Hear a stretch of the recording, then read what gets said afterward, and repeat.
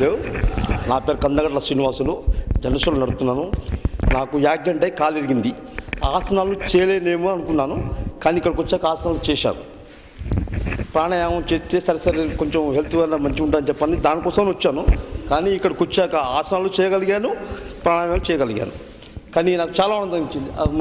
ప్రతిరోజు జిమ్ని క్యాంప్ వచ్చి నవ్వుకునేవాడిని. ఇప్పుడు మా గురుగారు ఇచ్చిన వాక్యాల్లో ఆనందం కొరకు వెతుకుతున్న ఆనందాన్ని నేనే అన్న పదాన్ని మాత్రం బయటకు దిగలేను.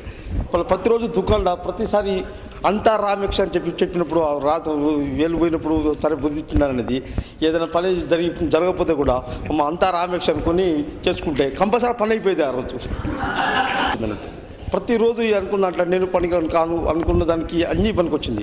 సృష్టి మారదు అని మనం అనుకున్నదాన్ని కూడా సరే ఎందుకు మనం మారదు, మనం కూడా మార్చుకుందాంలే, మన వంతు మనం మార్చుకోవచ్చు అని చెప్పని కూడా అనుకుంటున్నాను.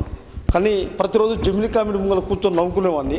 ఈరోజు నా అంతా నేను నవ్వుకోగలుగుతున్నారు. అసలు నవ్వడం కాదు, నవ్విస్తున్నారు. కొట్లో కూర్చొని హోంవర్క్ రాస్తా, ఏమైనా మీ పిల్లలు రాత నువ్వు రాస్తున్నావు ఏమైనా అంటే, కాదండి మా గురువు ఇచ్చిన రాత నేనే రాసుకుంటున్నాను అని చెప్తున్నారు.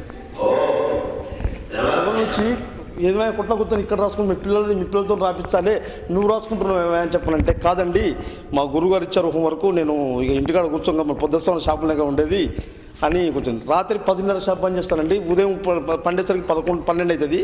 అయినా నేను 4 గంటలకు లేచి రాగలుగుతున్నాను. అయితే అంతకన్నా ముందు హైదరాబాద్ వచ్చినాక వచ్చేస్తే నిద్ర వచ్చేది, మళ్ళీ షాప్ మొత్తం పొద్దున్న మబ్బుగా ఉండేది. కానీ యోగకు వచ్చిన కాంచి లేదండి.